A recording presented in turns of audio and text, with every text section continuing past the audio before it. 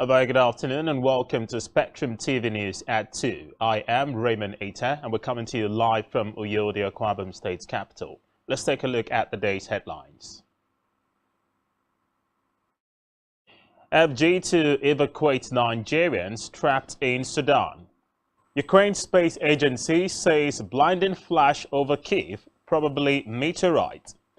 We will bring you the details of these stories and more in a moment.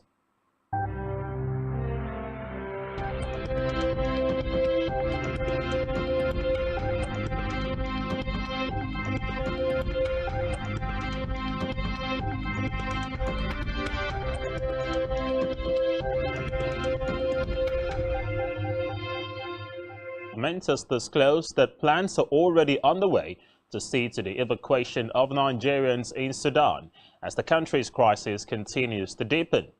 But the move was occasioned by a request made by the Nigerian students pleading that they should be evacuated from the currently troubled Sudan. In response to the request made by the Nigerian students, the federal government, through the Nigerians in Diaspora Commission, NICOM, says meetings are being held as to how best to handle the evacuation process.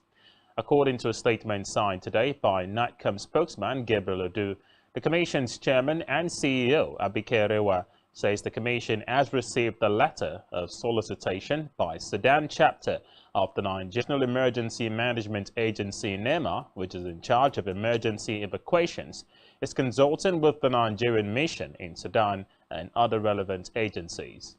Recall that Sudan is witnessing hostilities between two generals who seized power in the 2021 coup, Army Chief Abdullah Burhan and his deputy Hamdan Dagalo, who commands the paramilitary Rapid Support Forces. Meanwhile, the federal government has approved the second phase of the Electronic Nigeria Social Insurance Trust Fund, NSITF, which will end at the Federal Executive Council meeting, which was presided over by Vice President Yemi Osibanjo at the Council Chambers of the Presidential Villa, Abuja.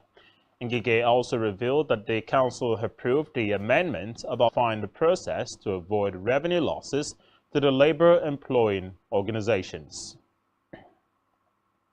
3 tiers of government in March 2023, where the figure represents a decrease of 8.5 billion naira compared to its latest meeting in Abuja. Now, according to the communique, the total amount includes gross statutory revenue, value-added tax, and electronic money transfer levies. The release noted that the federal government received 276.14 billion naira, the state received 232.13 billion naira, and the local government councils got 171.2 revenue. Elsewhere, the federal government has approved an e-customs modernization project worth at least 142.24 billion naira and a mid-report of an existing court order which restrained it from proceeding with the project. The Minister of State, Budget and National Planning, Clem Agba, who said he was unaware of any court order on the chambers of the Presidential Villa, Abuja. According to him, the concessionaire includes Bergman Securities Consultants and Suppliers Limited as the project sponsor, Africa Finance Corporation, UFC, as the lead financier, and Hawaii Technologies as the lead technical service provider. Agba said the concessionaire had furnished the government with $9 million to finance the first phase of the project. He also revealed that the concessionaire will take 45% of all that accrues to the Comprehensive Input Service Scheme with disabilities to stand out and ensure that they are counted in the forthcoming 2023 National Population Census. This is contained in a statement in Abuja speaking at a town hall meeting with stakeholders organized by the National Population Commission (NPC) to sensitize the public on the 2020 of persons with disabilities in the forthcoming population census will give them a sense of belonging. Meanwhile, the National Population Commission (NPC) has said that the mentally deranged homeless people and every living being in Nigeria would be counted in the upcoming 2000 at a one-day capacity building workshop for the 2023 Population and Housing Census Publicity Committee. Netanyahu assured Nigerians that the 2023 census would have at least 98% success to enhance their capacity to deliver on their mandates. He further noted that the committee was one of the most important.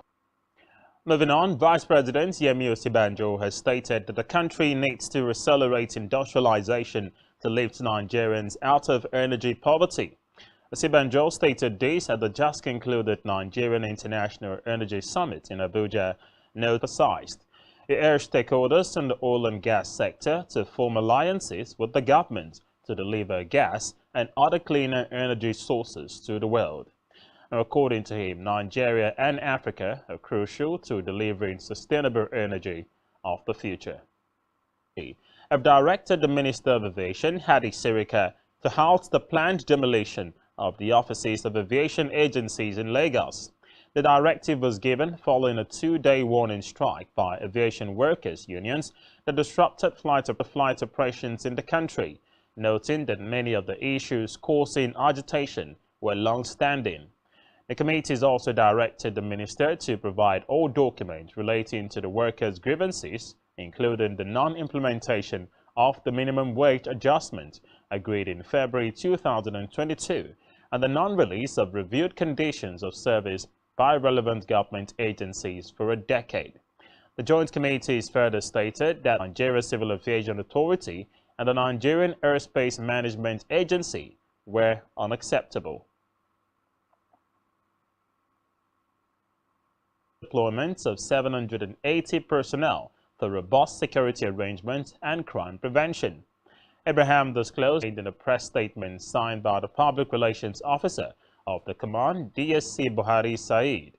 According to him, personnel would be deployed on major roads, patrol teams and surveillance squads to cover critical national assets, worship centers, recreation centers, marketplaces, motor parks, shopping centers, as well as peace, demonstrate love, forgiveness and tolerance, irrespective of religious affiliation.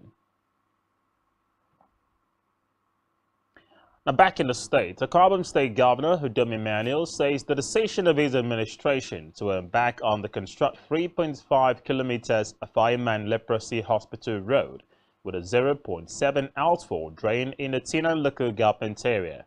The governor said the community roads would help states that more rural road projects and other projects would be inaugurated across all senatorial districts of the state before the end of his administration. Governor Emmanuel also announced that the ongoing remodeling of the leprosy hospital in the area, when completed, would be renamed in line with the health development plans of the state government.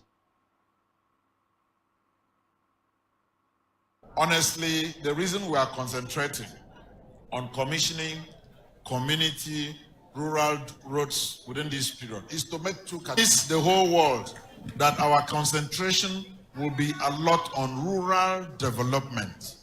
And today, this is one of those outcomes.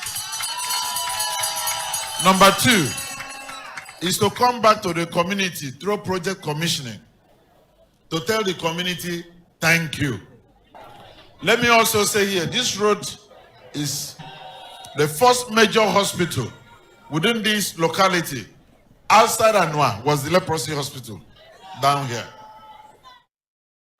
Let's go to Africa now, where Kenya's President William Ruto has said he is deeply alarmed by what he called a misunderstanding over the timing of the integration of Sudan's paramilitary force into the main army, which could have degenerated into such violent conflict. Reports say that he is one of 3 African heads of paramilitary rapid support forces. More than 270 people have been killed. Ruto urged both sides to immediately cease fire to allow unrestricted humanitarian access and to allow the mediation delegation to land. A rival party in Sudan amid the deadly fighting. Reports say Haftar heads Libya's parallel government in control in the east of the country, but is not recognized by the international community. The Libyan National Army spokesman Ahmad Mesmari said in a statement that the General Command civil parties in Sudan. Recall that the Sudan Army and the paramilitary Rapid Support Forces have been fighting since last Saturday in clashes that have reportedly killed at least 207 to Ukraine. Moving on, we head to Ukraine. Administration Sefrio Popko has said on Telegram that the mysterious flash could be a NASA satellite falling to Earth, but the U.S. space agency said it was still in orbit. The Ukrainian Air Force spokesman Yuri Inat, while suggesting that the flash might have been a meteorite, said it's confident that it had not been caused by a Russian air attack. Inat added that the flash had been seen over neighboring country Belarus and to the north of Ukraine, with the Ukraine Space Agency saying it was probably related to seen at least 78 people have been reportedly killed in a crash at a school in the Yemeni capital Sana'a during a distribution of charity for Ramadan. Sana'a official Al-Jari said hundreds of people crowded into the school. Three said the two local businessmen who allegedly arranged the event had been arrested and investigation was ongoing. 27 Women's World Cup. Do stay with us.